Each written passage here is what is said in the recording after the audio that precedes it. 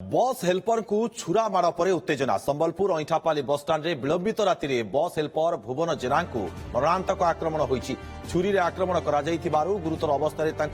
बुर्ला डाक्तरखाना को स्थानांतर तेज घटना को नहीं ताती बस कर्मचारी अभियुक्त को गिरफ और फांडी स्थापन दाबी आंदोलन को ओह्लाई एपरिक दाबी पूरण न बस स्टाण्ड को कौन बस पुराई न देवाक अड़ी बसी तेज यह घटना केमिति घटिला से नहीं तदंत जारी रही।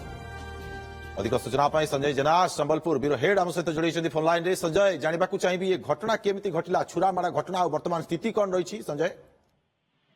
देखो घटनार प्रकृत छुरामाड़ कारण जो जना पड़ी ना कि एपर्तंत अपडेट होती जन को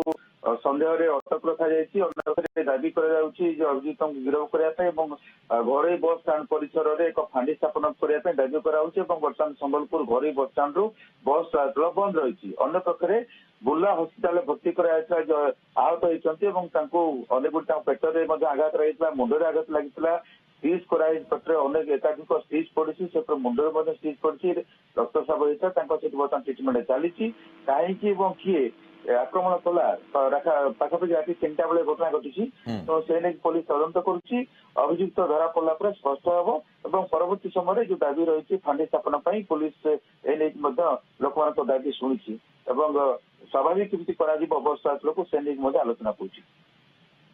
तेज निहाती भाव में आम कहीपर बर्तमान पुलिस तदंत जारी रखी बहुत बहुत धन्यवाद आपको संजय आपंकर तमाम सूचना।